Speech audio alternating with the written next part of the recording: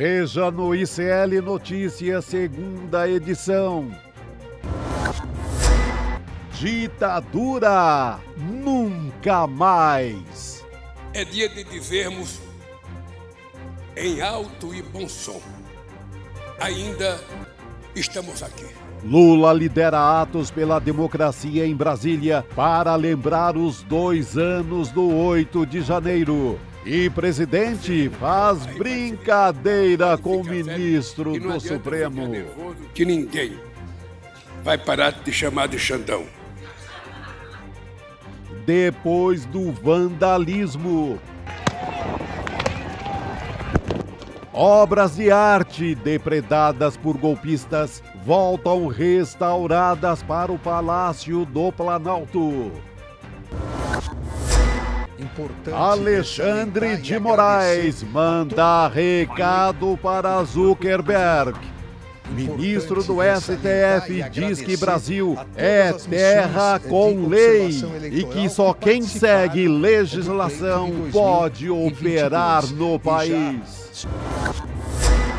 O ICL Notícias, o veículo mais confiável do Brasil, está no ar.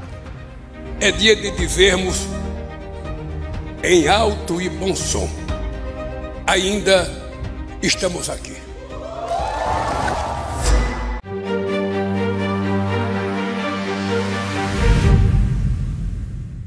Olá, boa noite, seja muito bem-vindo, seja muito bem-vindo. ICL Notícias, segunda edição, está no ar e nós estamos ao vivo nos canais do Instituto Conhecimento Liberta, Eduardo Moreira no YouTube, na Pop TV no Rio Grande do Sul.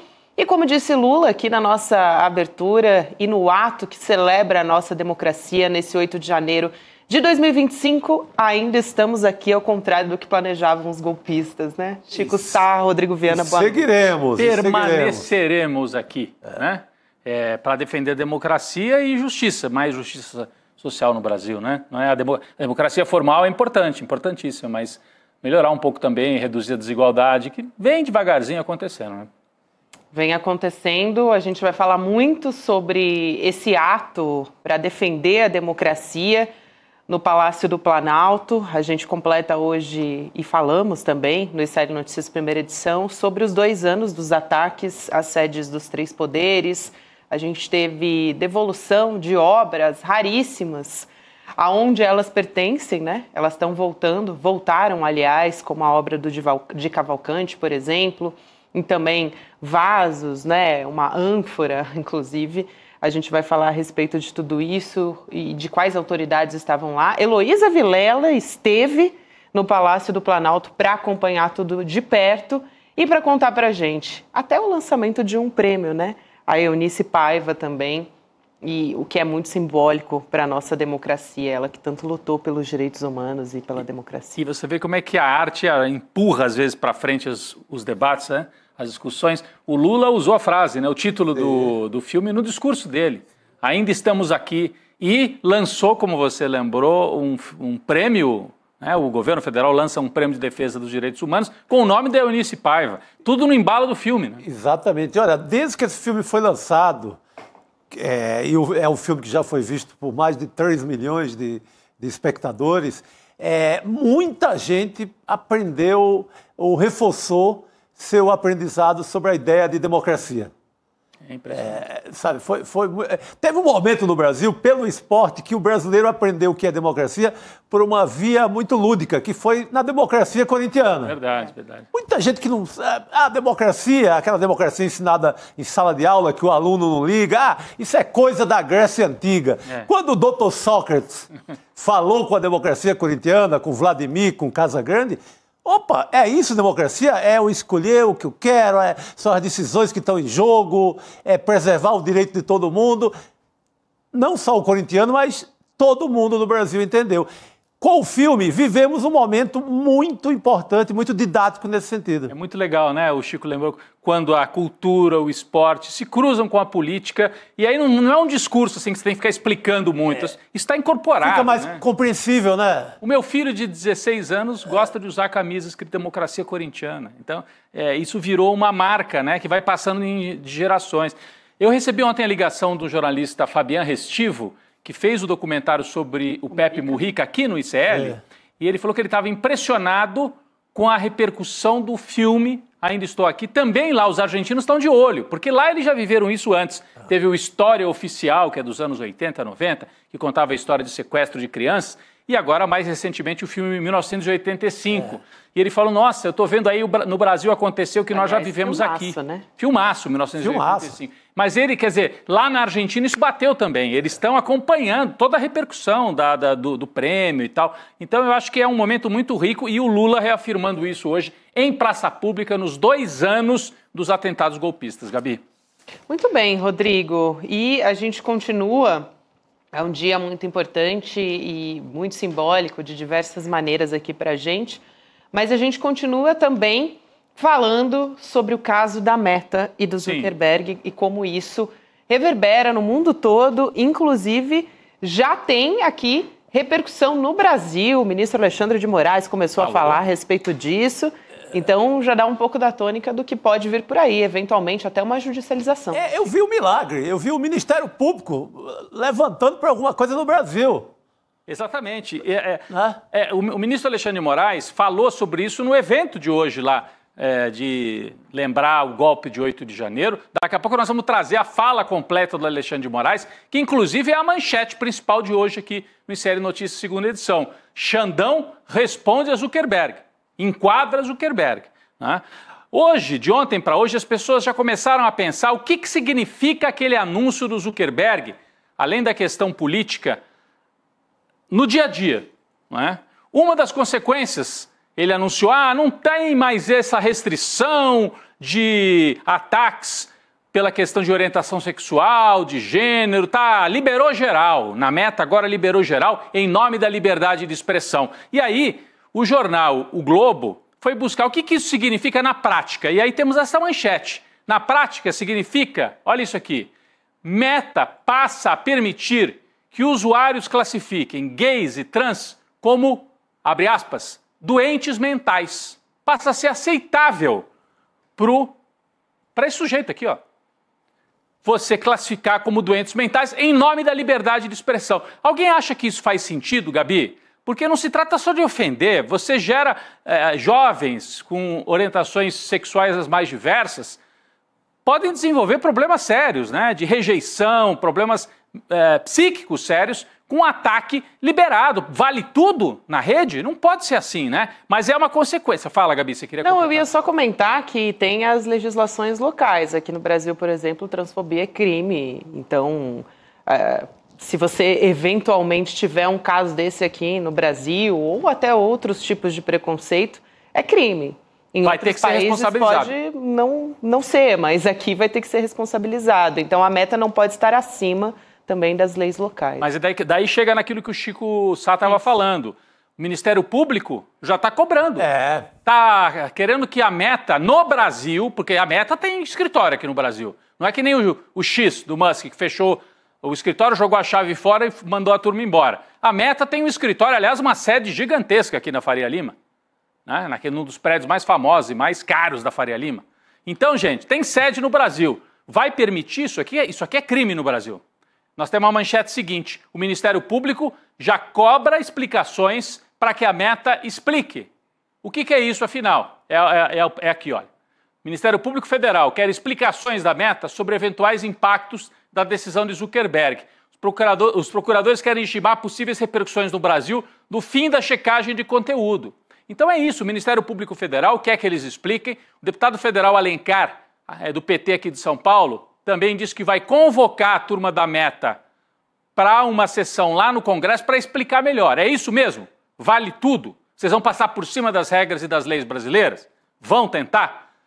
É a consequência do discurso de ontem do Zuckerberg se alinhando com o Donald Trump. Essa aliança ficou muito clara. Então nós vamos continuar acompanhando, isso aqui vai ter repercussões importantes no dia a dia e o Brasil vai dar a resposta. O Alexandre de Moraes, como a gente vai ver daqui a pouquinho, já mandou o recado. Daqui a pouquinho a gente volta nesse tema. Mas eu queria rapidamente, antes da gente voltar para o Alexandre de Moraes respondendo ao Zuckerberg e para o ato lá em Brasília, para lembrar os 2 anos da tentativa de golpe, Dizer que a aliança da meta do Zuckerberg com o Trump é só uma parte de algo muito maior e muito mais preocupante.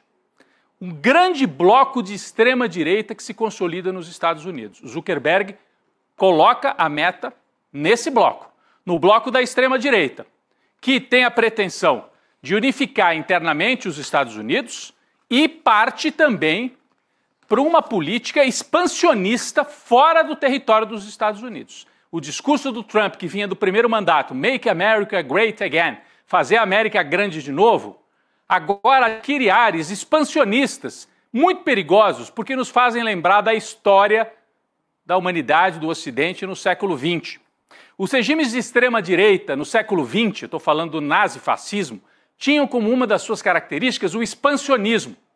O Hitler tinha aquele discurso de que era necessário para a Alemanha garantir o seu espaço vital. Isso foi um discurso que, durante todo o tempo, até ele chegar ao poder e depois, estando no poder, ele pratica. O que era o espaço vital? Uma área em torno da Alemanha para garantir que a Alemanha fosse grande. Não bastava a Alemanha se restringir ao seu território. Não, ele avança, ele faz a anexação da Áustria, que aliás era a terra natal dele, um país de fala alemã. Então ele faz primeiro a anexação da Áustria, depois ele avança e toma territórios da Tchecoslováquia, né? Os Sudetos tchecos é também a área de fala alemã, e com isso ele vai ampliando a esfera de influência, o espaço vital alemão. Então, essa tendência ao expansionismo é típica de regimes de extrema-direita. O Hitler conseguiu, vamos lembrar isso também, né? Em torno dele estavam os grandes empresários alemães, principalmente da indústria. As grandes empresas industriais naquela fase, né, estavam junto com o nazismo. Compuseram um grande bloco de poder e de força e foram junto com o governo. O que o Trump tenta fazer agora, e essa aliança do Zuckerberg para mim é muito simbólica, é um bloco de forças dizendo para o empresariado lá dos Estados Unidos, para a burguesia, que agora não é mais industrial, mas é da área de comunicação. Vamos agir juntos e, se necessário, expandir na força parceria entre o poder econômico e o poder militar dos Estados Unidos, como eles sempre fizeram, mas retomar isso agora de maneira mais explícita. E o Trump, nos últimos dias, eu quero chamar a atenção para isso, o expansionismo. Ele falou explicitamente sobre o expansionismo em 3 direções. Vamos trazer a manchete aqui, a manchete de um dos sites que eu separei, que trata desse tema. O presidente Trump está aqui, ó. Entenda as ameaças de Trump ao Canadá, à Groenlândia e ao Panamá. Espera aí, do que você está falando? Vamos por partes. Ele falou de tudo isso e tem falado ao longo dos últimos dias. Vamos começar com o Canadá. O Trump fez uma postagem hoje numa rede social lá nos Estados Unidos com esse mapa aqui. Olha isso, gente. Olha que grave isso, Gabi. O mapa do Canadá com a bandeira dos Estados Unidos por cima. Isso aqui é a América do Norte. Os Estados Unidos deveriam terminar aqui, mais ou menos. Ó. Ele expande a bandeira dos Estados Unidos como se a América do Norte inteira estivesse sob comando dos Estados Unidos. Na prática, faz desaparecer o Canadá. Então, é aquela história do espaço vital do Hitler, agora reciclada, por enquanto no campo do discurso. Ah, será que isso não é tudo só ameaça vazia? Ele não vai cumprir? Vai nessa. As pessoas diziam isso do Bolsonaro, quando ele fazia aquelas afirmações exageradas em 2018. Ah, isso aí é exagero retórico, ele não vai fazer nada disso. E aí chegou ao golpe de 8 de janeiro. Então, olha o que o Donald Trump postou hoje em relação ao Canadá. A gente tem um mapa aqui, evidentemente, como é que se organiza a América do Norte, né? O Canadá é um país independente, aqui o mapa, né? Você tem o México aqui para baixo, os Estados Unidos nessa porção verde e o Canadá aqui acima. Ali você tem outra parte do território dos Estados Unidos, que são o Alasca, né? Que é uma parte não contínua do território dos Estados Unidos. O Canadá, como se sabe, tem uma parte que fala francês, que foi ocupada pelos franceses. E aí, no processo de independência dos Estados Unidos, se configuraram 2 estados, né? Os Estados Unidos aqui para baixo, é um processo longo, não vou retomar isso aqui, e o Canadá acaba se unificando acima como um estado independente. O Trump tem falado, não é de agora, dessa semana, ao longo de vários anos, que o Canadá é um problema. A existência do Canadá é um problema. Pelos seus déficits fiscais, porque ele é muito leniente com imigração, ele abre a sua fronteira para imigrante, com isso fica arriscado também para os Estados Unidos, que o melhor para o Canadá ele disse com todas as letras, é se transformar no 51º estado dos Estados Unidos da América. Olha só, né? Expansionismo puro. O partido que está no poder do Canadá, o Partido Liberal, do demissionário primeiro-ministro Trudeau, respondeu. Fez uma postagem e falou assim, Trump, se precisar de explicação, vamos colocar aqui na tela a postagem do Partido Liberal. Aqui é a fala do Trump de que o Canadá deveria ser o 51º estado dos Estados Unidos, que ele tem dito várias vezes. E a postagem seguinte é a resposta dos canadenses. Para alguns que possam estar confusos, diz o Partido Liberal lá do Canadá, na cor aqui abaixo, Estados Unidos, na cor mais escura, e em vermelho, não Estados Unidos. Aqui, tá bom? Vamos explicar. Estados Unidos aqui e aqui não, Estados Unidos, tá bom assim? Precisa explicar para o Trump. Agora, ele tem o poder militar.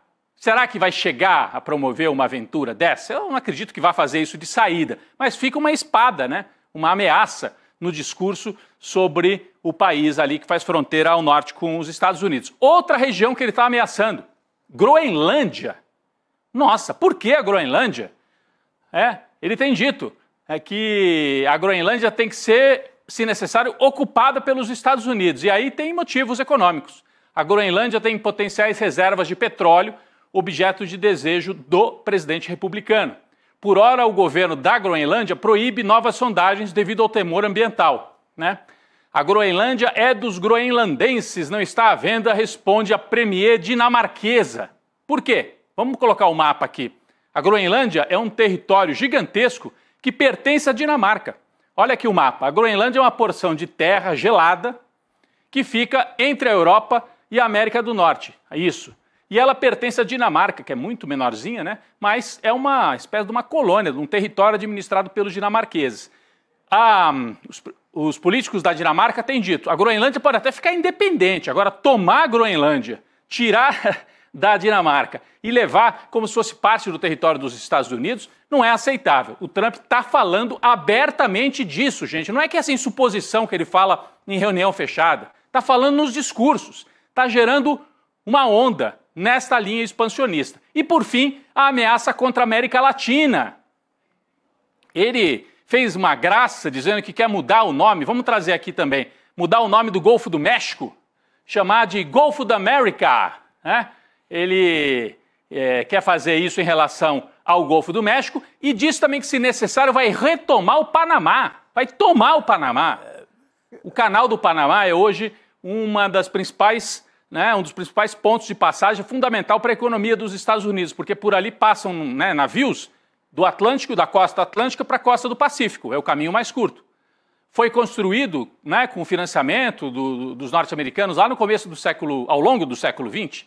E em 1999, o Canal do Panamá, nós temos aqui o mapa, vamos colocar aqui na tela, o mapa, o Canal do Panamá foi restituído pro Panamá, que é um estado que fica aqui, ó, né, na América Central.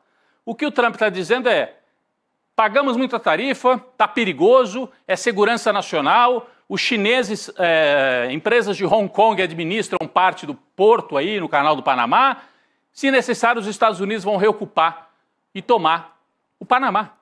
Está falando isso e diz que vai mudar o nome do Golfo do México, que é esse golfo aqui, essa região marítima, né, chamada historicamente de Golfo do México, e mudar para Golfo da América. América no sentido de Estados Unidos, né, que eles usam como sinônimo de Estados Unidos lá. A presidenta do México, a Claudia Sheinbaum, hoje já apareceu numa entrevista coletiva lá na Cidade do México, dizendo não vai mudar, vai continuar sendo o Golfo do México. O que nós podemos talvez é mudar o nome da América do Norte e mudar para América Mexicana, que era o nome clássico usado em muitos mapas lá do século XVI, século XVII. Aqui, ó, a presidente mexicana sugere mudar o nome dos Estados Unidos para América Mexicana, após Trump propor rebatizar o Golfo do México. Tá bom assim, ela disse ironicamente, claro, a Claudia Sheinbaum. Então, é o Trump com a política expansionista, parece assim uma provocação barata, mas a gente tem que tomar cuidado porque quando o Hitler fazia esse tipo de provocação, os ingleses, por exemplo, acreditavam que ele nunca chegaria a fazer nenhum movimento militar. Tanto que tinham um entendimento de que era melhor não confrontar a Alemanha. E depois, quando ele começa a se expandir, toma a Áustria, toma os Sudetos na Tchecoslováquia, avança sobre a Polônia, aí era tarde. Então, o Trump vai armando um discurso que é típico discurso de governo de extrema-direita, na crise.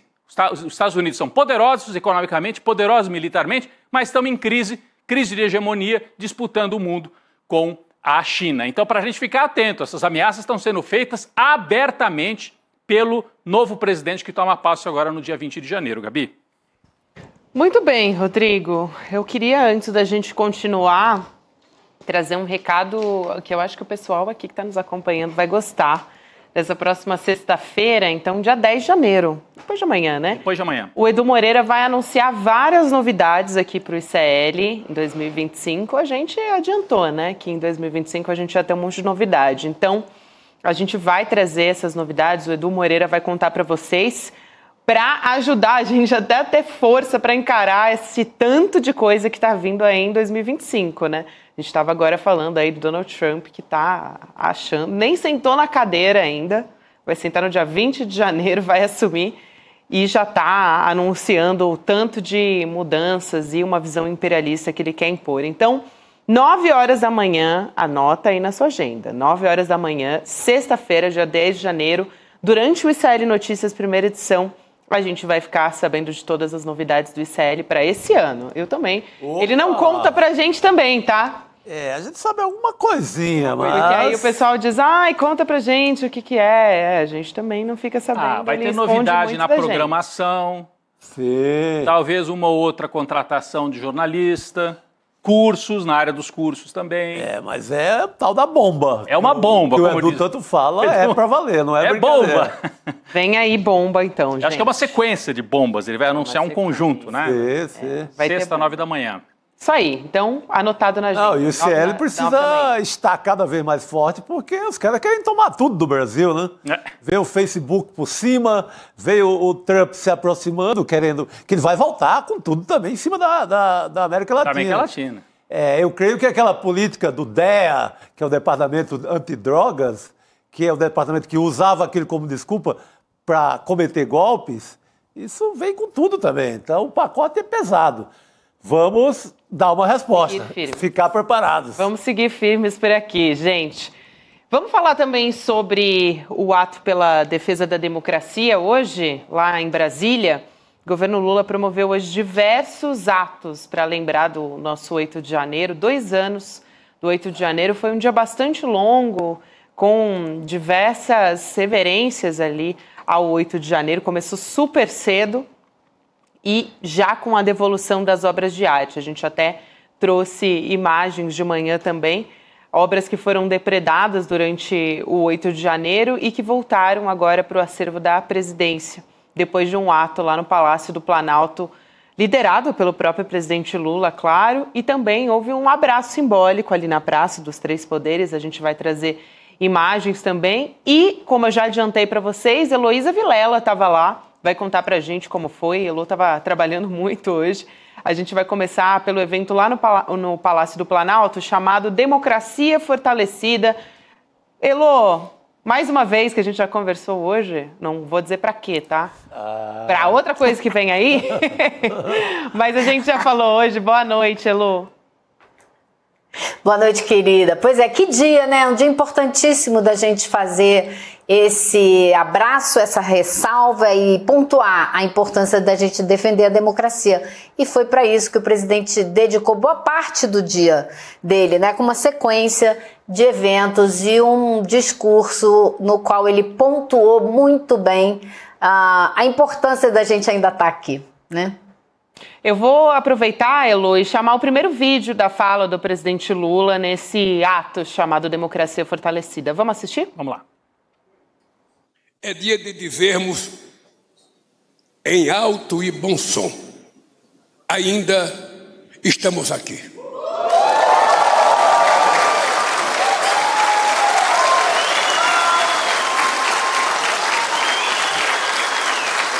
Estamos aqui para dizer que estamos vivos e que a democracia está viva, ao contrário do que planejavam os golpistas de 8 de janeiro de 2022. 2023. Estamos aqui, mulheres e homens, de diferentes origens, crenças, partidos e ideologias, unidos por uma causa em comum: Estamos aqui para dizer alto e bom som: ditadura nunca mais, democracia sempre. É importantíssimo esse recado do presidente. E ele Lula. fala, estamos aqui, estamos vivos. Relembrando indiretamente, né, Ilô, Claro. que como mostrou o relatório, a investigação da Polícia Federal, parte do plano era, se necessário, eliminar aqueles dois que estão aí na tela, ó, o Lula e o Alckmin, e o Alexandre de Moraes, o Xandão, que também estava presente aí no evento no Palácio do Planalto. Também estava presente, e o próprio Lula brincou, né, com o Brincou Xandão, com o apelido do Xandão. Mas a Ilô estava lá, né? Isso. Acho que era legal ouvir o depoimento da Ilô, de quem estava É, perto. eu né? acho, gente, que assim, ele fez um texto, né, um discurso todo pontuado por essa ideia de que ainda estamos aqui.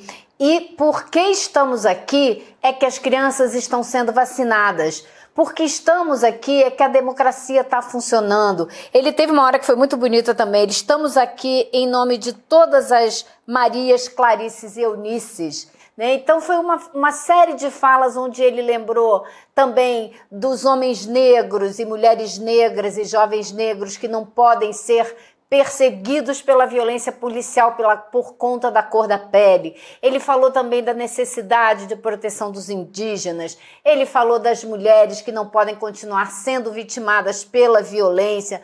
Enfim, foi uma sequência de momentos sempre pontuando que o fato de estarmos aqui, estarmos nós democratas, né, nós que defendemos esse sistema democrático, é que garante que essas pessoas também estejam aqui. Então, acho que foi um discurso muito bem construído, muito bem pensado e com alguns detalhes que acho que a gente vai destacar aqui ao longo, né, do programa, mas que o tema central, a ideia central foi muito bem construída em cima do que está mobilizando a sociedade brasileira de uma forma assim, emocionantemente forte e bonita, que é o filme que trouxe à tona uma das histórias, ou apenas uma das histórias de desaparecidos nas mãos do Estado brasileiro no período da ditadura. Que importante essa mobilização que o filme tem colocado. Eu comentei aqui da brincadeira que o presidente Lula fez com o Xandão e a gente tem o vídeo desse momento. Então a gente vai colocar aqui também. Vamos ver. E eu queria fazer uma lembrança aqui.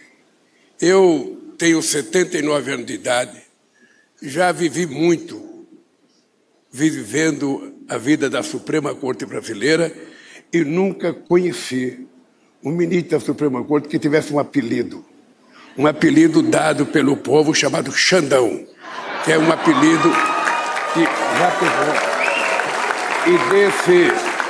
E desse apelido você nunca mais vai se libertar. Pode ficar sério. E não adianta ficar nervoso que ninguém vai parar de te chamar de Xandão. Ficou engraçado. E você vê que nem ele aguentou, muito legal né? isso, assim. Eu achei isso muito legal por uma série de motivos, né? Porque o Alexandre de Moraes, ele é um símbolo muito forte hoje da defesa da democracia, porque era ele que estava lá à frente, né, como a presidente do Tribunal Superior Eleitoral e como ministro do Supremo, nessa batalha para enquadrar, julgar essas pessoas que tentaram o golpe no 8 de janeiro. E eu achei engraçadíssimo, né? Tive vontade de rir quando eu vi uma comentarista bem de extrema-direita hoje, mas supostamente conceituada, dizendo que ao falar o que falou, Lula politizou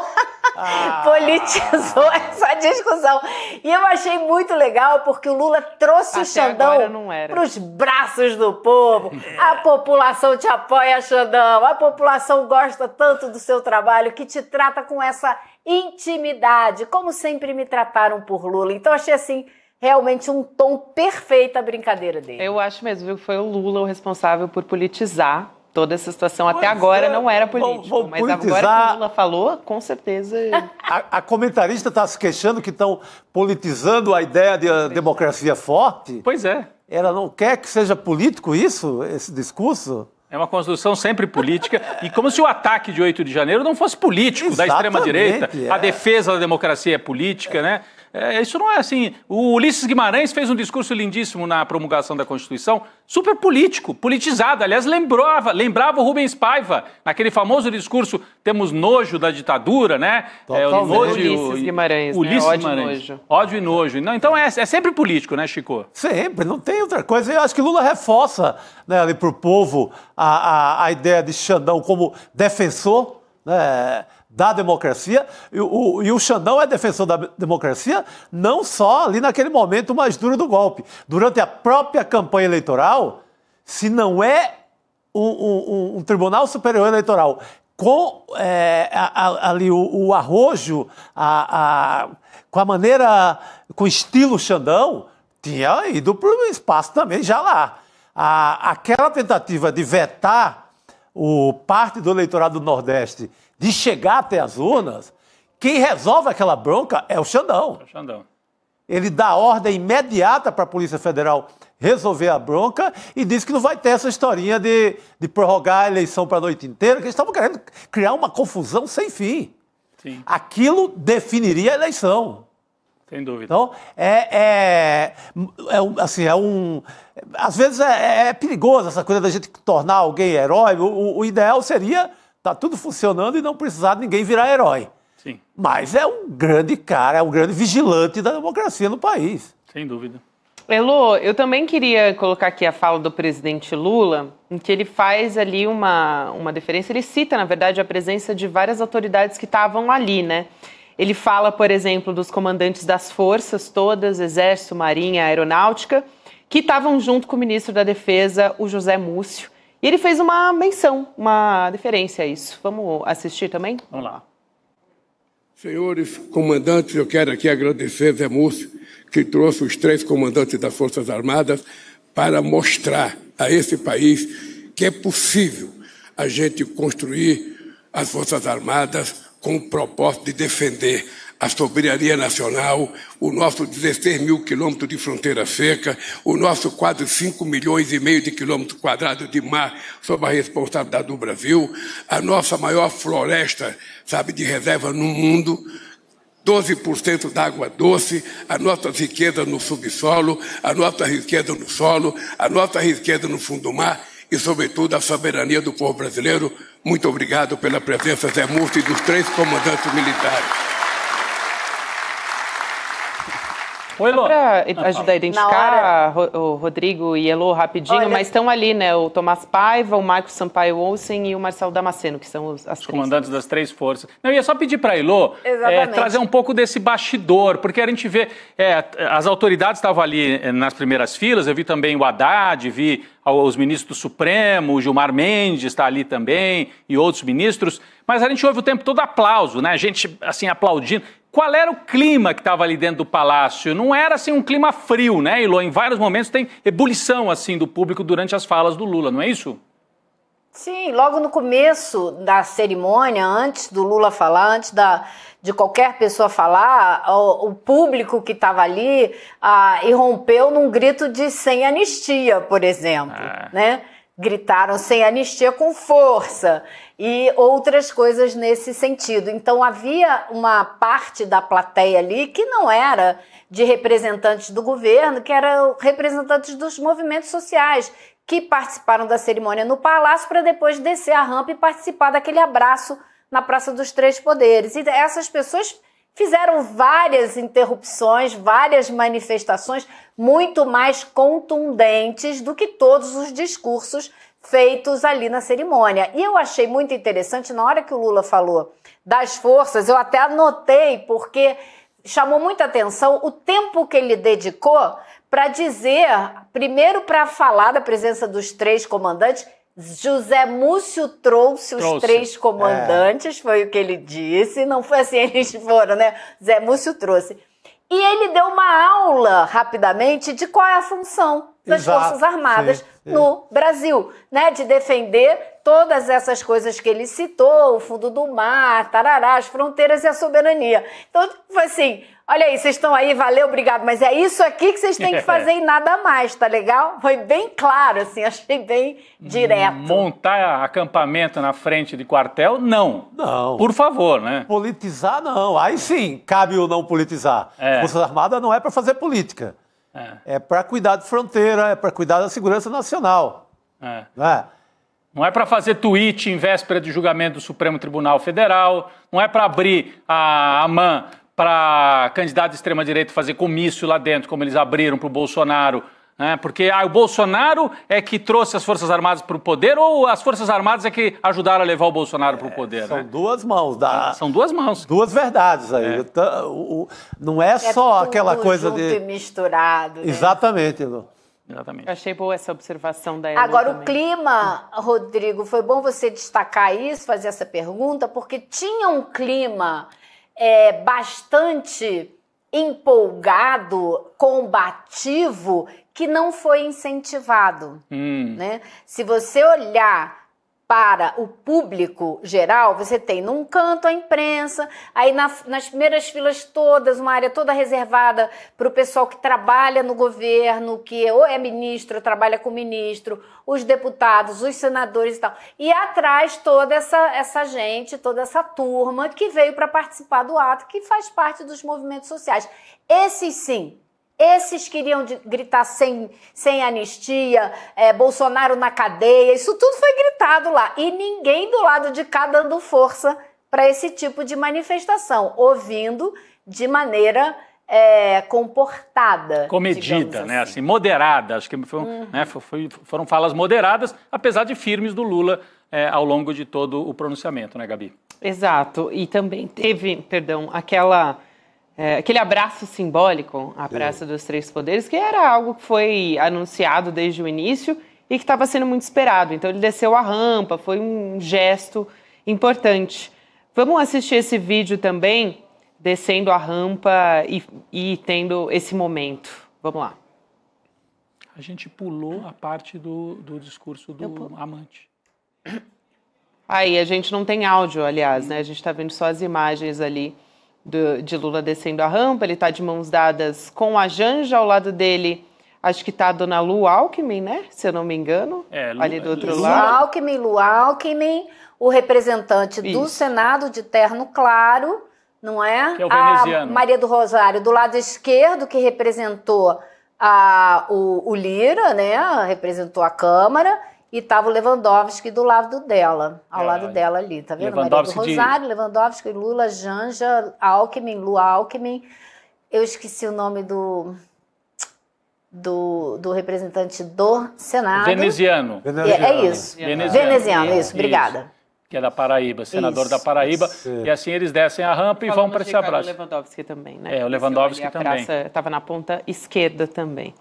Mas é isso, foi um dia bastante longo. Esse foi só um dos momentos, um dos atos simbólicos ali. Teve também a entrega das peças. Agora, ficou toda essa discussão, Gabi, se o número de pessoas ali era representativo, tinha que ter mais gente, tinha que ter menos gente.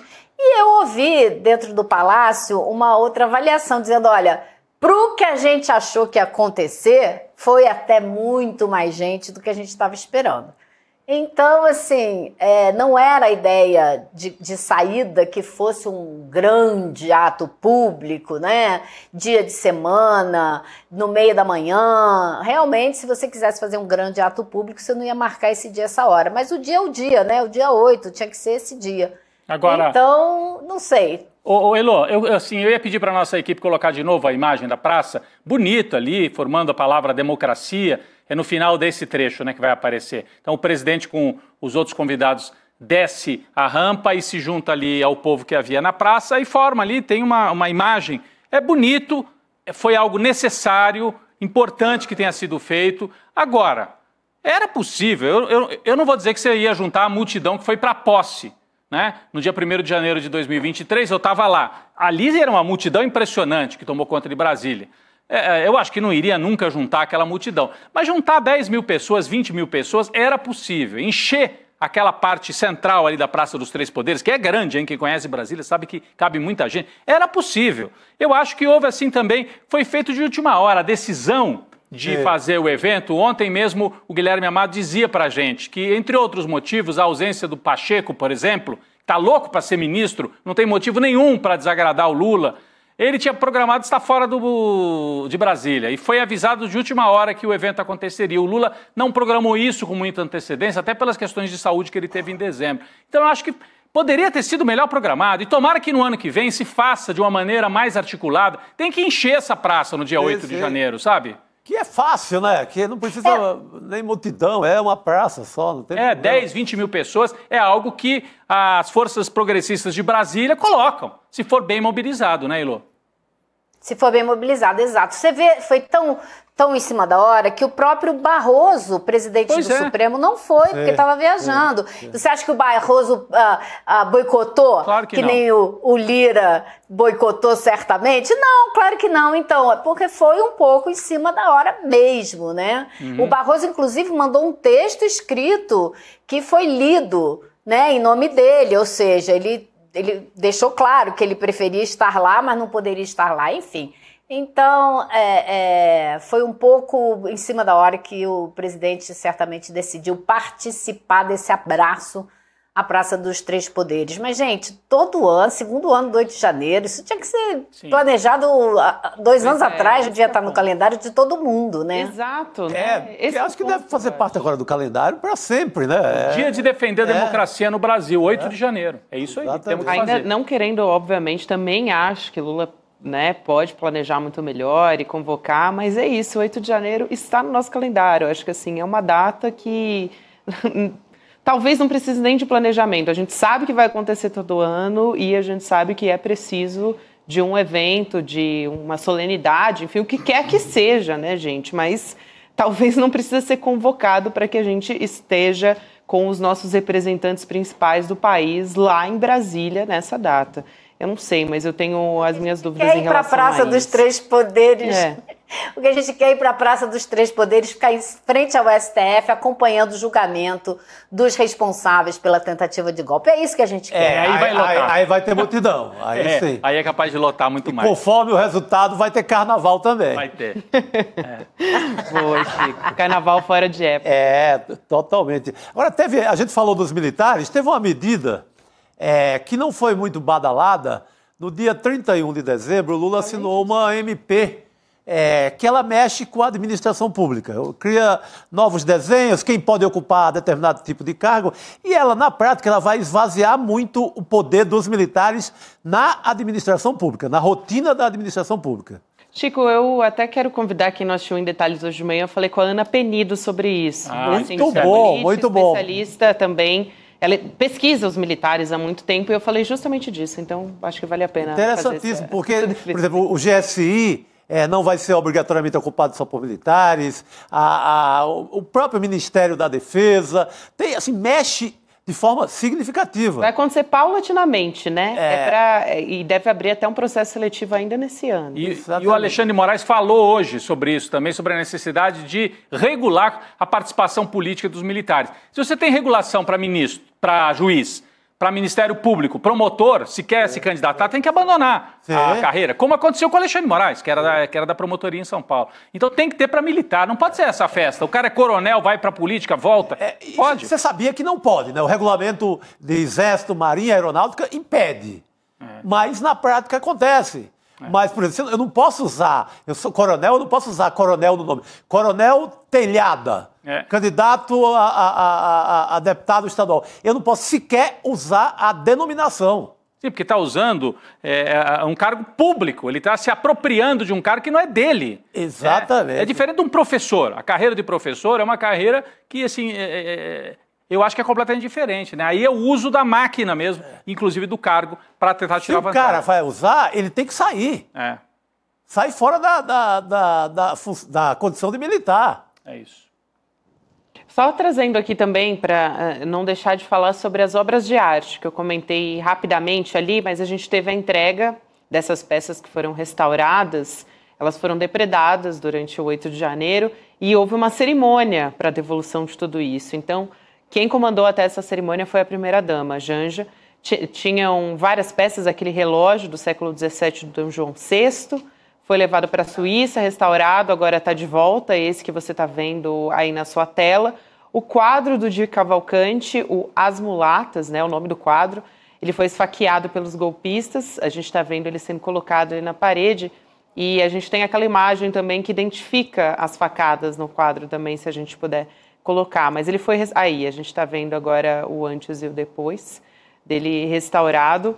E tem um vaso também, uma ânfora italiana em cerâmica esmaltada. A ânfora parece um vaso, mas basicamente se usava na Grécia Antiga para carregar azeite, salmoura, enfim, coisas desse tipo. E aí ela foi quebrada, a gente está vendo ali o antes, e a gente teve essa ânfora restaurada também. Então, a gente tem todas essas peças de volta para o nosso acervo, Elô. Só um detalhe que eu acho interessante é que essas peças, tanto o quadro do Di como a ânfora e tal, se você olhar o quadro de frente, olhar a ânfora por fora, você não vê as emendas, a restauração é perfeita. Mas, propositalmente, se você olhar o quadro por trás ou a ânfora por dentro, você vai ver as emendas, você vai ver as cicatrizes, como eles chamam, do ataque que essas peças sofreram. Muito importante. É muito importante para a gente não esquecer o que aconteceu ali. Apesar de elas estarem restauradas, né, elas foram violentadas, né? Elas foram violentadas. Isso. Também, Elô, o presidente Lula assinou um decreto criando o Prêmio Eunice Paiva, a gente comentou, pela defesa da democracia, e o prêmio que ele vai ser entregue pela AGU uma vez por ano, Advocacia Geral da União, para brasileiros ou estrangeiros também que tenham colaborado de forma notável, essa é a descrição, para a preservação, restauração ou consolidação da democracia aqui no Brasil. Aí, Elô, se você quiser comentar rapidamente a sua conversa com o Chico Paiva, que é neto da Eunice, né? Que foi homenageada nesse filme que a gente assistiu. Na verdade, 2 netos da Eunice assinaram o decreto junto com o presidente Lula. E eu conversei rapidamente com o Chico Paiva, que me falou do orgulho da família, como eles souberam de última hora, só souberam ontem, foram convidados para a cerimônia, para fazer essa assinatura, mas que ficaram super mobilizados porque acham que era exatamente o que a avó sempre dizia, que a gente precisa trazer à tona as histórias das outras famílias, das outras pessoas, trazer à tona toda a história do que aconteceu durante a ditadura militar, que, claro, a família deles agora está em evidência, mas está longe de ser a única que passou por isso. Então, eles realmente, a família está muito mobilizada com essa história toda e achou incrível a criação do prêmio, que vai ajudar a trazer outras histórias à tona. É um simbolismo muito importante nesse momento. Vamos chamar também aqui nosso convidado, o deputado Lindbergh Farias, do PT, para falar sobre os atos em memória do 8 de janeiro em Brasília e a defesa da democracia também. Deputado, boa noite, seja muito bem-vindo. Boa noite, Gabriela, boa noite, Rodrigo, boa noite, Chico. Eu estou aqui em Brasília, ao lado da Heloísa, estou no estúdio do ICL. É um prazer estar participando aqui com vocês. Muito bom. Prazer é nosso. Deputado, eu gostaria de começar lhe perguntando o que o senhor achou do ato, porque teve gente que achou que devia ser um pouco mais quente, digamos assim. Eu queria saber a sua opinião. Eu achei o ato muito importante. Agora, eu achei que faltou conectar toda a história, porque, veja bem, o 8 de janeiro não foi um ato isolado, não foi um passeio no parque, não foi um ato de baderneiros, não foi isso. A gente tem que entender o processo como um todo. Eu senti falta disso, Chico Sá, nos discursos. Sim. Porque, veja, a gente começa, você sabe que o tenente-coronel Mauro Cid, a Polícia Federal, pega no computador dele uma reunião gravada de Bolsonaro com 22 ministros em julho, antes das eleições. O general Heleno ali falava em virada de mesa. Aquele general Mário Fernandes, que está preso, no mesmo dia deu uma declaração dizendo que tem que ser uma junta militar, como o golpe de 64. Ou seja, eles tinham um plano de golpe desde antes das eleições. Depois da eleição, a gente sabe o que aconteceu. Aquelas manifestações das rodovias, os acampamentos que eram protegidos pelas Forças Armadas. E teve 2 movimentos, por isso que eu quero chamar a atenção, que foi o mesmo plano até 8 de janeiro. Um primeiro movimento da minuta do golpe, que foi escrita, e teve 3 reuniões com os comandantes militares com o Bolsonaro. uma reunião no dia 7 de dezembro, que Bolsonaro apresenta, uma reunião na semana posterior e a última no dia 15 de dezembro. Nessa última, o comandante do Exército, Freire Gomes, é taxativo. Nós não vamos entrar nisso. Mas veja, ao mesmo tempo tinha uma operação paralela. Operação Punhal Verde e Amarelo. Ela começa, Heloísa, no dia 9 de novembro. Foi naquele dia que o general Mário Fernandes imprime várias cópias daquela operação, vai para o Palácio da Alvorada, numa reunião com Bolsonaro. Quero chamar a atenção que dia 11 saiu uma nota muito ruim dos 3 comandantes militares, falando sobre aqueles protestos em frente aos acampamentos, falando inclusive do poder moderador das Forças Armadas ali. Dia 11. Dia 12 de novembro, Braga Neto se reúne com os kits pretos, ou seja, é uma operação paralela, sem o conhecimento dos comandantes. E ali começa o processo de monitoramento do ministro Alexandre de Moraes. Isso tudo, o relatório da Polícia Federal traz isso tudo. Eles começaram a acompanhar os passos, dia a dia, do ministro Alexandre de Moraes.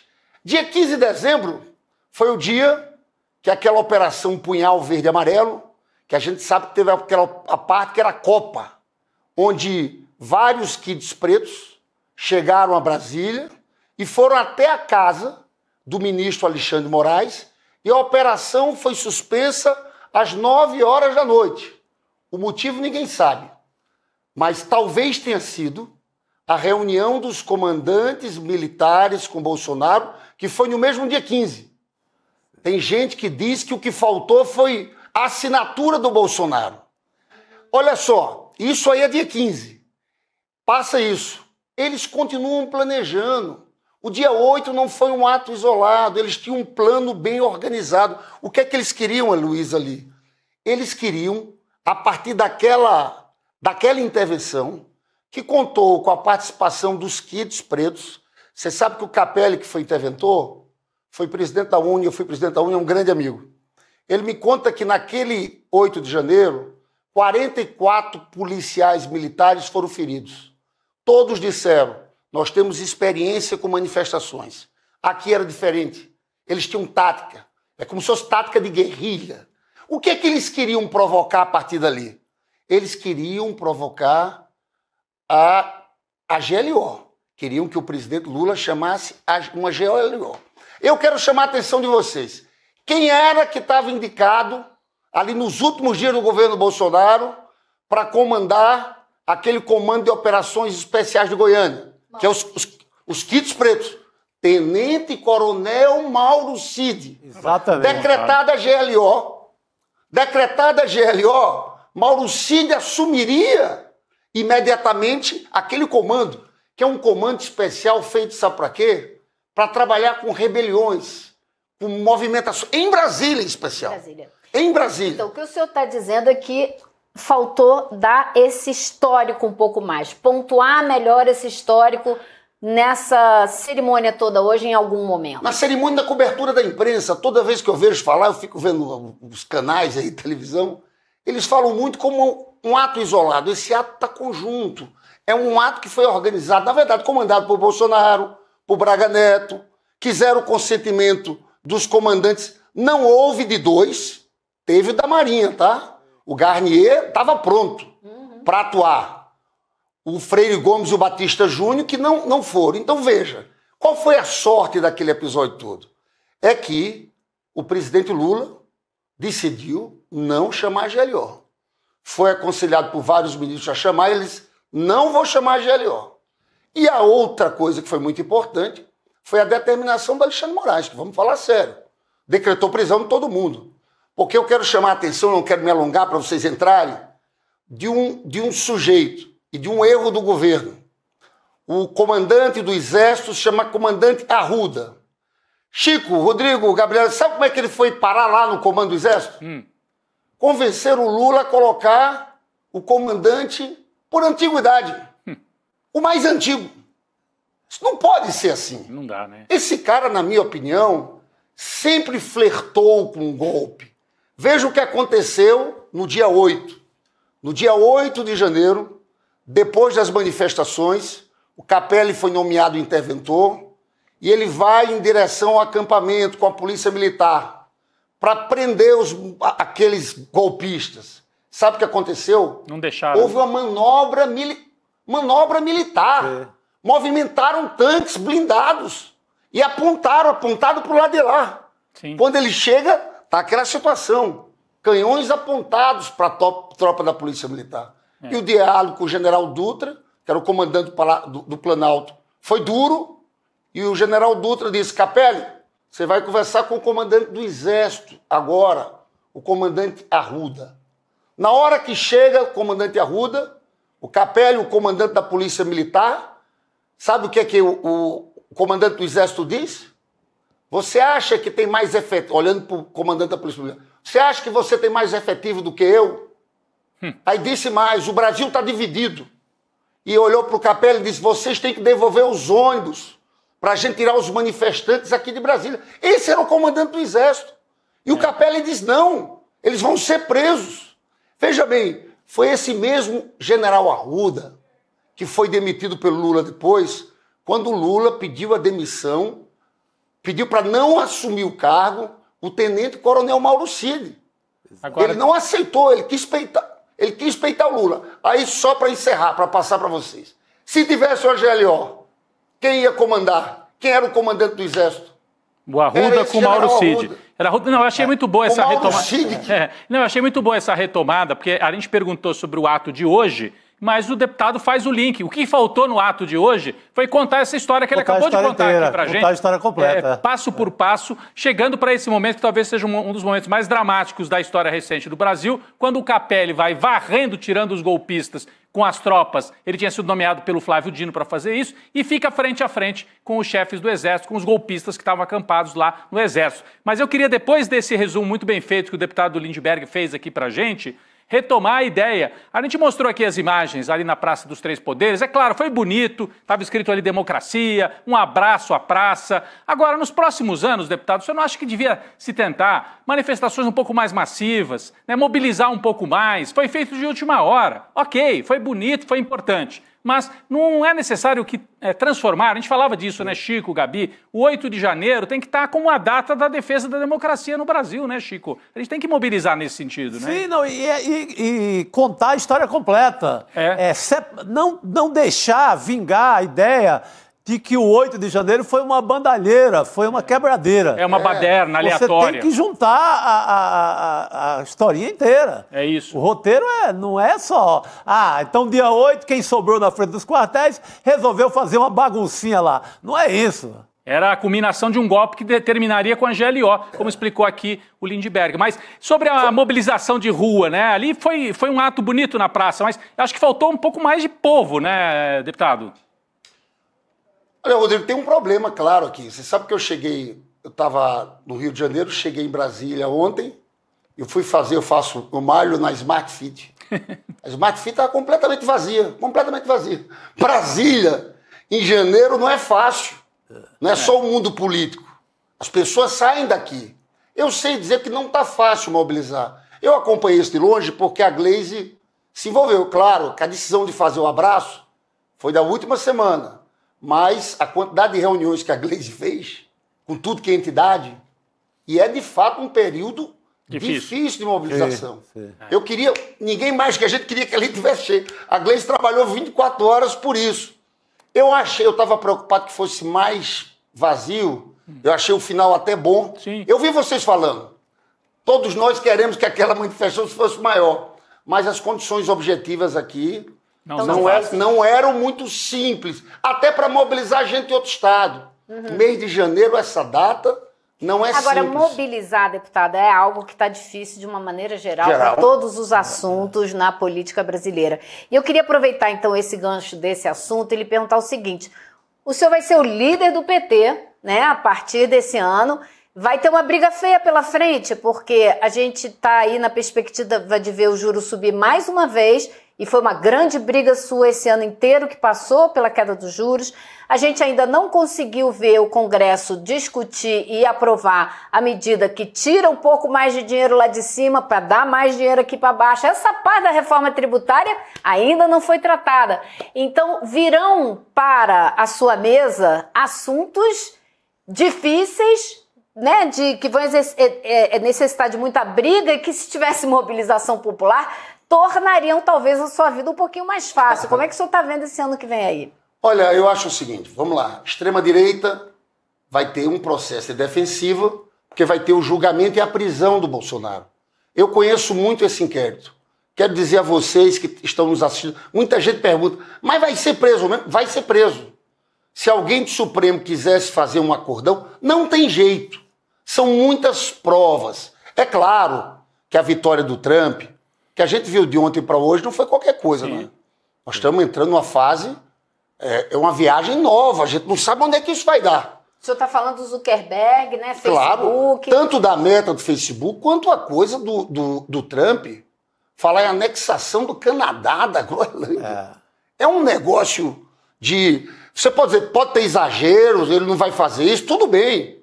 Mas ele pode tentar desestabilizar a América Latina. Sim. Eu não tenho dúvidas. A gente aqui tem que estar esperto, porque eles podem. É uma turma de extrema-direita, violenta. Então, claro que isso dá um ânimo a essa extrema-direita brasileira, mas aqui não tem jeito. Bolsonaro vai ser julgado e vai ser preso no próximo ano. Qual o nosso maior problema, na minha avaliação, Gabriela? É o mercado. O que o mercado e a Faria Lima estão querendo fazer no governo é um cerco. Essa história de aumentar a taxa de juros de 1% da taxa Selic e deixar 2 pontos, foi um guindance, como eles falam, 2 pontos, é um escândalo. É para parar a economia, eles querem sabotar. Como é que eles querem que a economia pare? Por quê? Porque, apesar de tudo, eles diziam que a economia brasileira ia crescer 0,8% no primeiro ano. Cresceu 3,2%. No segundo, diziam que ia ser 1,5%. Vai crescer mais de 3,5%. A renda cresceu, Chico, 11%. É muita coisa. Sim. Isso é fruto de políticas como o aumento, a valorização do salário mínimo, que a gente sabe que foi reajuste zero com o Temer, com o Bolsonaro, o Bolsa Família turbinado, a retomada de programas. Tem uma política, essa nova indústria brasileira, é uma coisa importante, Rodrigo. Olha, tem crédito pelo BNDES, Caixa Econômica e Banco do Brasil, de mais de 500 bilhões. É uma forma de driblar essa política monetária. E acaba estimulando, a indústria cresceu. Mas veja, eles querem derrotar o governo. E eu estou convencido que eles querem desacelerar a economia. Eu quero, como líder do PT, eu vou assumir dia 1º, começar pegando de cara, com força, essa bandeira da taxação dos mais ricos, 0,1%, isenção de imposto de renda até R$5 mil. Deputado. Eu acho engraçado que esse pessoal... Pode falar, Gabriela. Não, perdão. Eu só não queria deixar de perguntar, porque o nosso tempo está quase acabando. Eu queria muito te ouvir a respeito da decisão do Zuckerberg, da Meta e como isso nos afeta, porque o senhor falou agora mesmo de desestabilização da América Latina. E no fim das contas, isso, quando ele fala da América Latina e tem essa visão muito imperialista de como tudo isso funciona, deixa todos nós muito preocupados a respeito da judicialização desse processo. A gente pode ter algo parecido com o que aconteceu, por exemplo, com o Elon Musk, porque chegou até a retirar, né, o escritório jurídico do Brasil do X, e a gente tem a nossa legislação local, mas ainda muito fragilizada, ainda não está contento, né, da inteligência artificial e a todas as fake news que a gente enfrenta.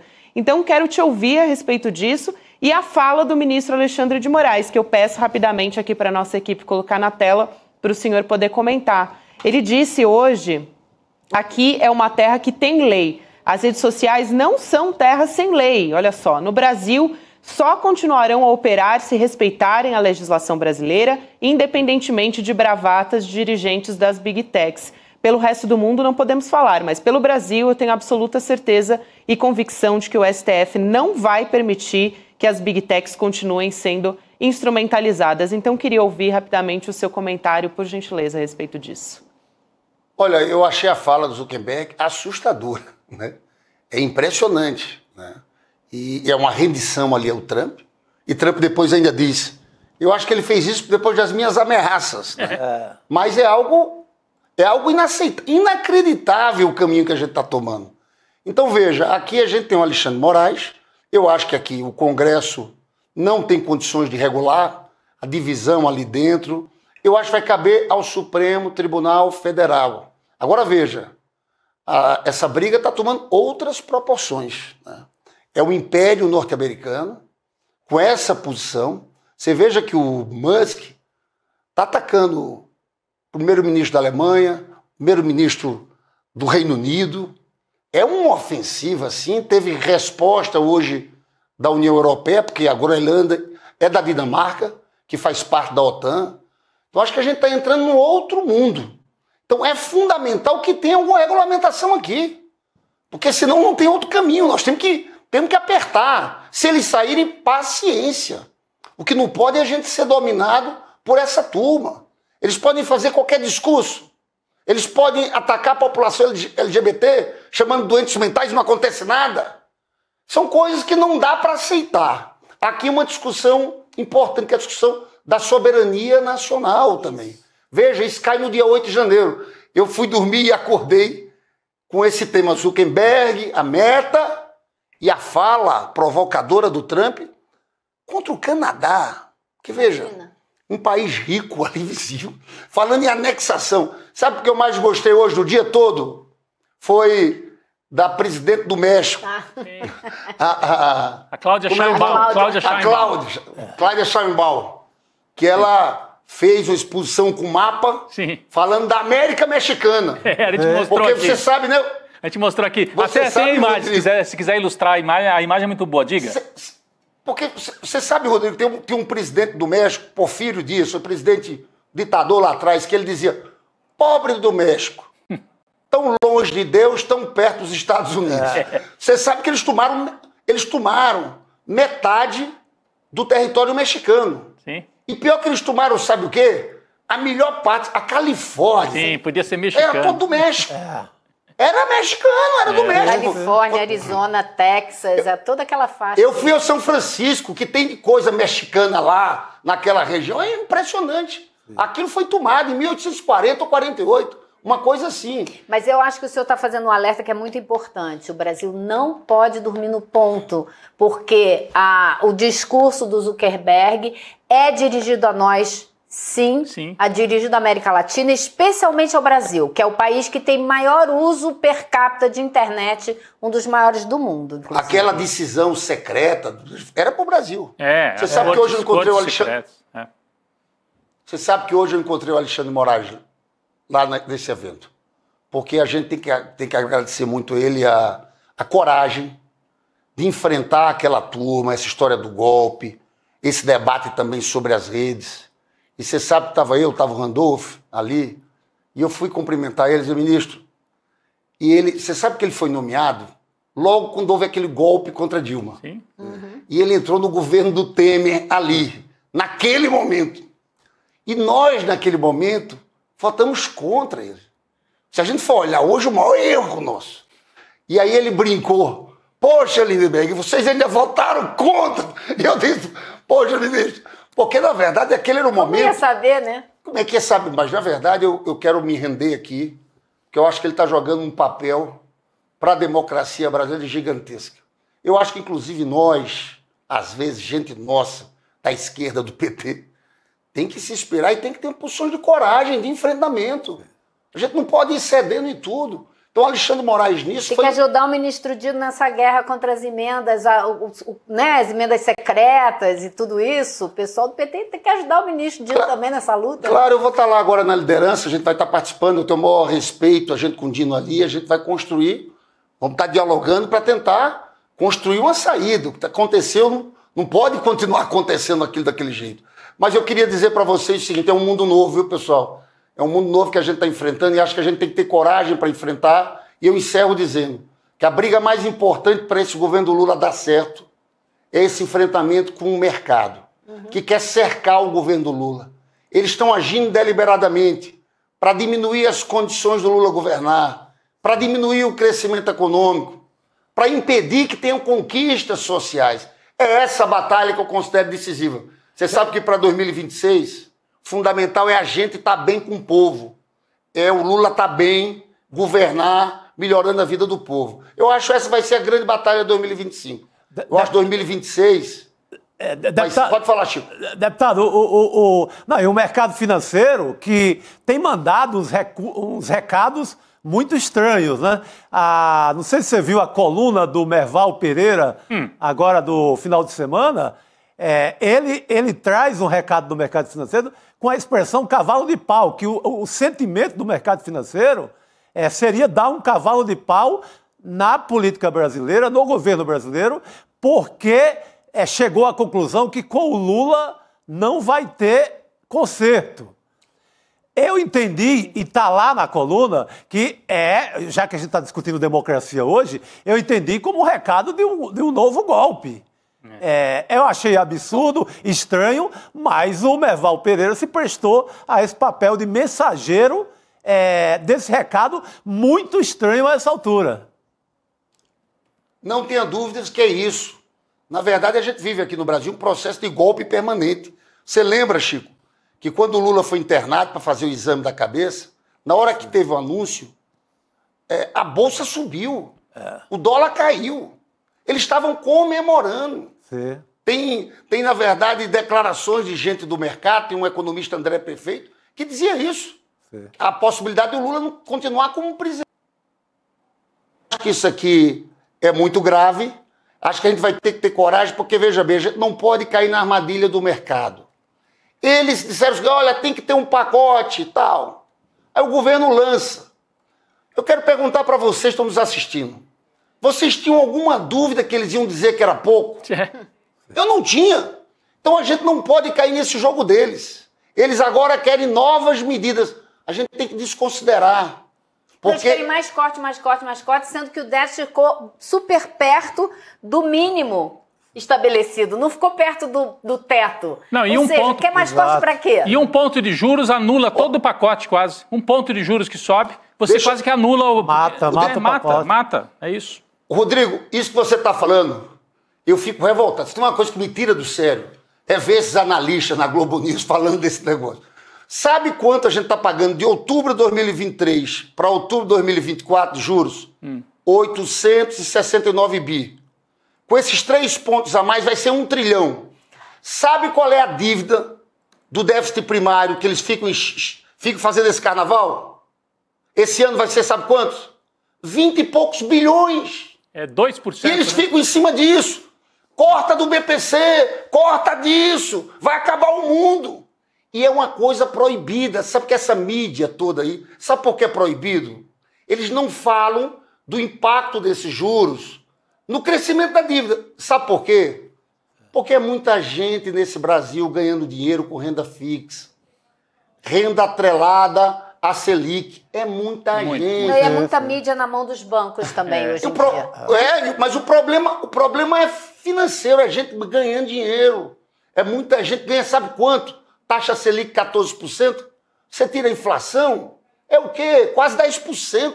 Sem fazer nada. Nada. Quem danado vai fazer um investimento? Abrir um comércio? É isso. Só abre quem não sabe. Os ricos mesmo não fazem investimento. Eles jogam o título da dívida pública em renda fixa.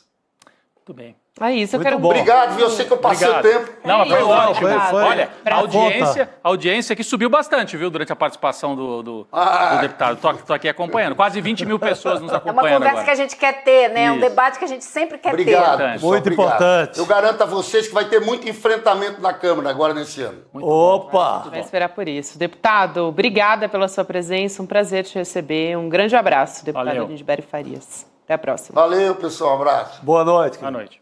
Elô fica mais um pouquinho com a gente.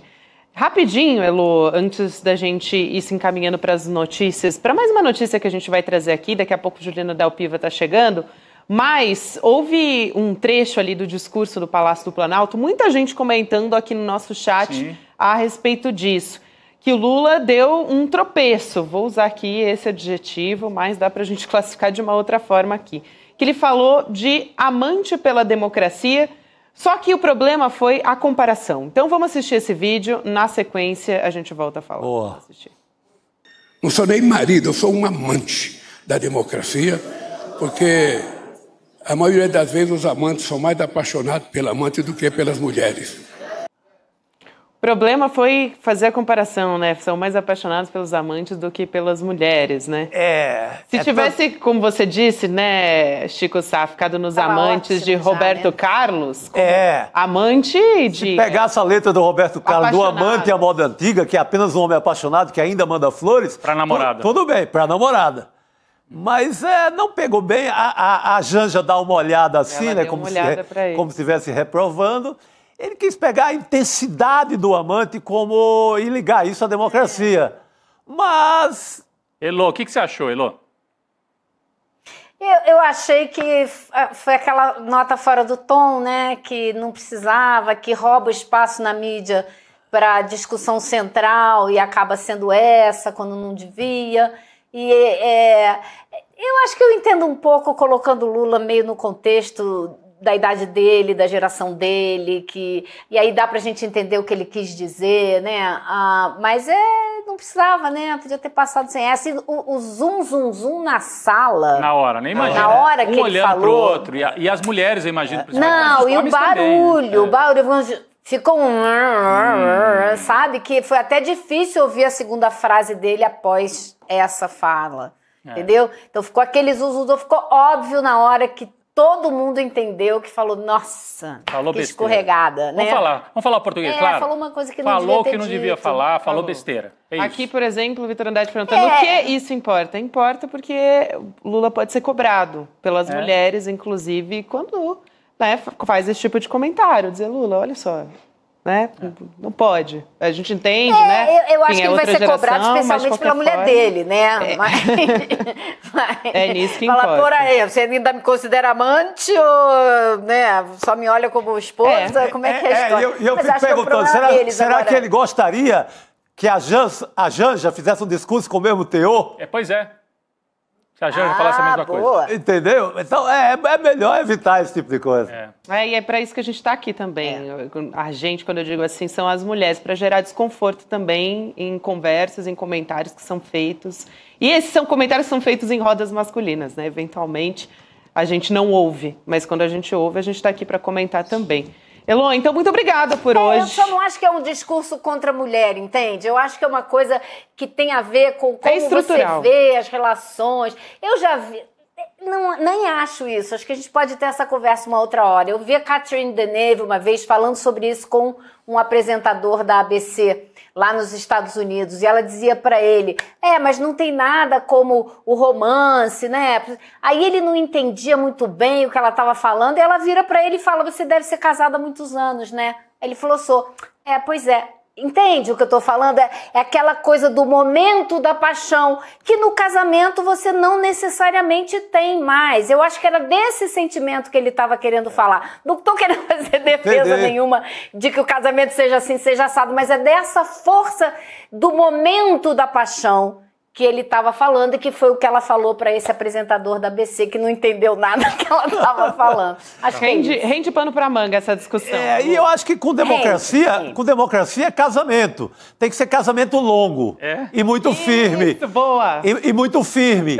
Não pode ser aventura diamante.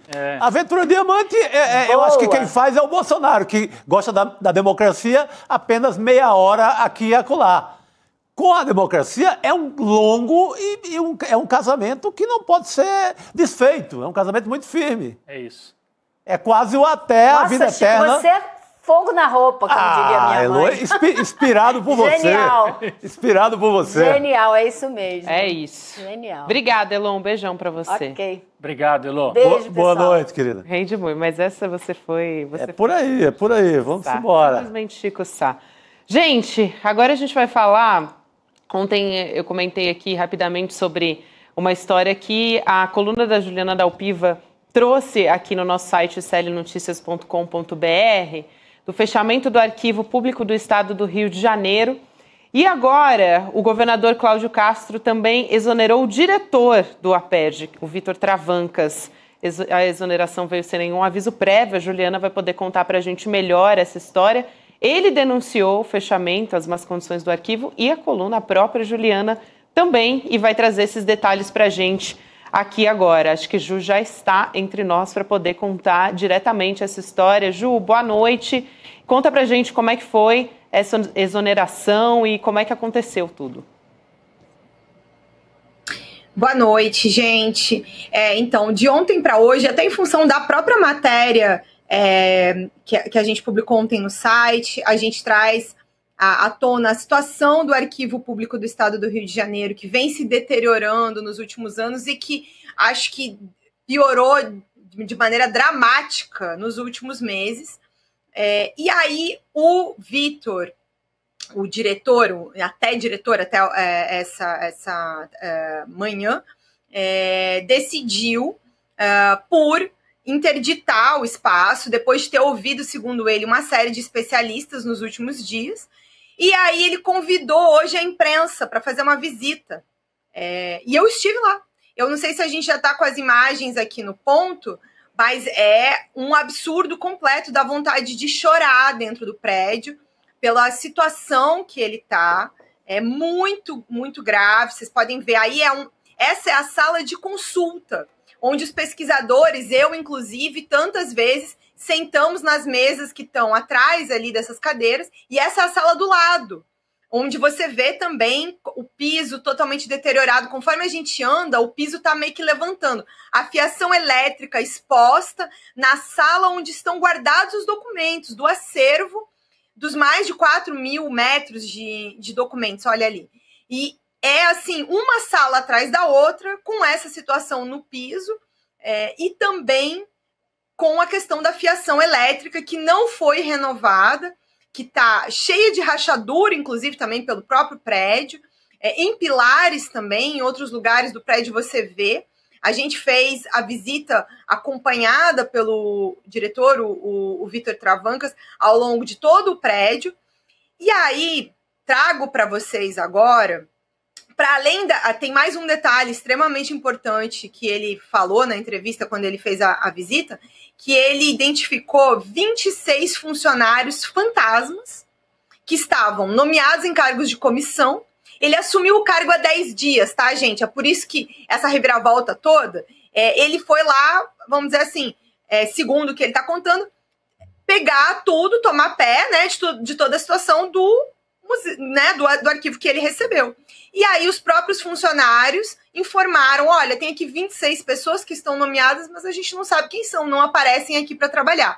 E aí ele tomou conhecimento de toda a situação do prédio, né? O prédio literalmente caindo aos pedaços, como a gente pode ver. Ô, Juliana, e aí, gente... Não, completa. Eu tenho uma atualização agora, então Rodrigo. Vai. Tava para entrar no ar aqui.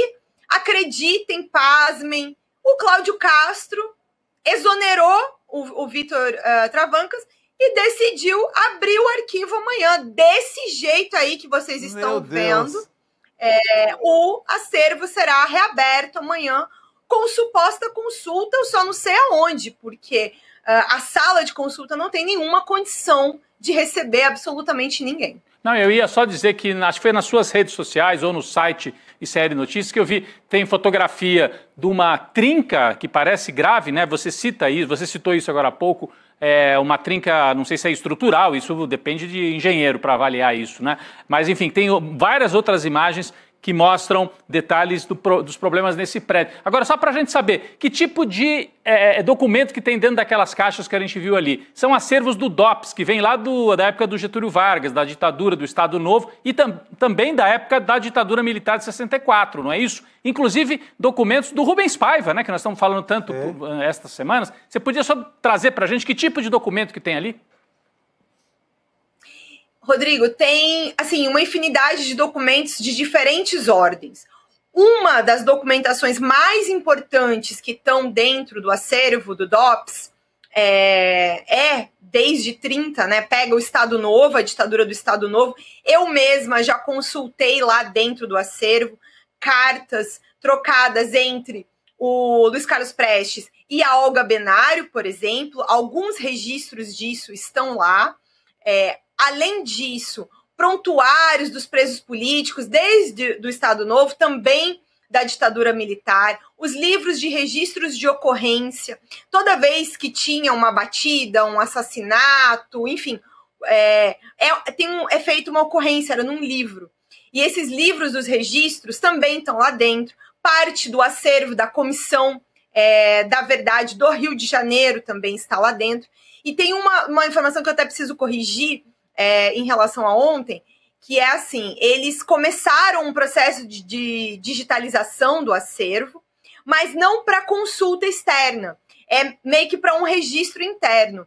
E aí, eles não sabem precisar exatamente quanto está digitalizado, disseram que é uma parte significativa, mas está guardado em HDs que também estão lá dentro desse mesmo prédio, sequer estão em uma nuvem. Justamente porque, assim, até a internet, ao longo dos últimos anos, eu me lembro de quantas vezes eu recebi informações de funcionários do prédio dizendo que eles não tinham internet para trabalhar, que eles não tinham telefone para trabalhar. E aí o prédio foi caindo aos pedaços um pouco a cada dia. Então, existe uma digitalização, mas ela não está disponível para consulta, você não consegue consultar online, e ao mesmo tempo, esse registro está nos HDs que estão lá dentro do prédio. Se o prédio for abaixo, se o prédio pegar fogo, também eles serão destruídos. E Rodrigo, Gabi, Chico, assim, tem uma parte aqui que a jornalista dói no coração, porque faz 15 anos que eu pesquiso dentro desse prédio, então eu me sinto mais do que como jornalista, mas como cidadã também, na necessidade de cobrar. E aí, assim, Rodrigo, eu me vejo na situação de receber uma nota da assessoria de imprensa do governo do estado com um vídeo que tem uma entrevista com um dos integrantes do Corpo de Bombeiros, dizendo que não tem nenhum risco à vida das pessoas. Bom, vocês viram aí a fiação exposta, né? E a situação do prédio. E aí eles cortam para um pedaço de uma única sala que não está com o piso quebrado e destruído. Eles não mostram tudo isso que eu mostrei aqui para vocês. Então, quer dizer, a gente exonera o diretor, a gente faz um vídeo onde tá bonitinho, e aí a gente tá tudo certo. Tá tudo certo. O Museu Nacional, que queimou aqui no Rio de Janeiro, grande parte do patrimônio do Brasil, tá prestes a se repetir no acervo do Arquivo Público do Estado do Rio de Janeiro. E aí também, para além de inúmeras coisas, também são provas de crimes no que diz respeito ao acervo do DOPS. Mas tem vários outros arquivos ali de outras ordens que também são importantes para pesquisa, para memória, para história, não só do Rio de Janeiro, como do Brasil. É isso, Ju. Obrigada pela sua reportagem e por vir aqui também mostrar pra gente. Todas as imagens também estão no iserienoticias.com.br, na coluna da Juliana, e a denúncia está feita. E vamos ver em que condições ele vai abrir. Né? Porque parece que ele quer queimar. Cá entre nós. Vamos deixar em condições de que seja queimado. É impressionante isso. É isso. Muito importante a denúncia. Obrigada, Ju. Até a próxima. Valeu. Gente, chegamos aqui aos finalmentes. Eu falei no início, né? Trouxe na verdade, informação não, né? A novidade de que sexta-feira Eduardo Moreira vai vir trazer pra gente as novidades em primeira mão, a partir das 9 horas da manhã, no ICERI Notícias, primeira edição, de tudo não, mas algumas novidades que a gente vai ter em 2025. Então, o que a gente já tem até agora, porque ao longo do ano de 2025 a gente ainda vai trazer muita coisa. Mas então, sexta-feira, dia 10 de janeiro, Eduardo Moreira vai estar com a gente. Ele preparou, né? O ICL preparou diversas novidades e ele vai trazer em primeira mão para a gente. Então, fica de olho a partir das 9 da manhã. E também agora a gente vai ter o Provocação Histórica, né? Tá voltando com o Lindener Pareto. Hoje o tema é Histórias Afro-Atlânticas e a conversa é com a Lucilene Reginaldo. A partir de agora a gente acompanha essa conversa e olha, o Provocação Histórica, gente, faz 4 anos hoje. Então, Caramba! Um dos programas aí já mais antigos do nosso jovem ICL, né? É isso. Fica parabéns aqui a nossa homenagem para o Provocação e para o Lindener Pareto também, que conduz o programa há 4 anos com maestria. Não, e assim, só para reforçar, sexta-feira, hein, gente, 9 da manhã, os anúncios aí de programação, novidades na programação do ICL, nos cursos, personagens que vão voltar aqui para as telas do ICL, né? Novos colaboradores, jornalistas, enfim, comentaristas aqui nas telas do ICL. Muita novidade que o Eduardo traz para a gente na sexta-feira, né, Gabi? Isso aí, a gente vai acompanhar, então, a partir das 9 da manhã. E a partir de agora você acompanha o Provocação Histórica com Lindenberg Pareto. Chico Sá, Rodrigo Viana, vamos nessa. Amanhã estaremos aqui. Ainda estaremos aqui. Ainda estaremos aqui, firme e forte. Boa noite. Você pode ir para qualquer país e fazer qualquer tipo de documentário. Cheguei a Havana, Fidel me chamou no gabinete dele e se virou e falou assim: o que você quer me perguntar? Essas são imagens inéditas e históricas. Disputar a subjetividade, compreender que as relações podem ser realmente distintas.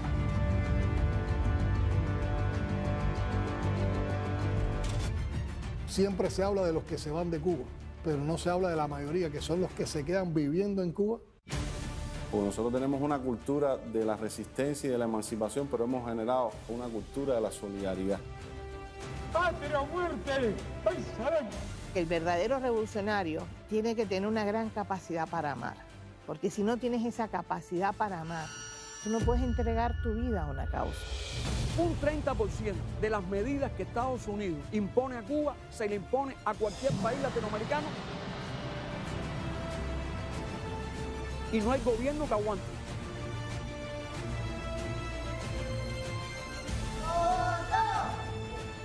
Entrevista com o presidente de Cuba, Miguel Díaz-Canel. Quítenme el bloqueo a ver qué pasa.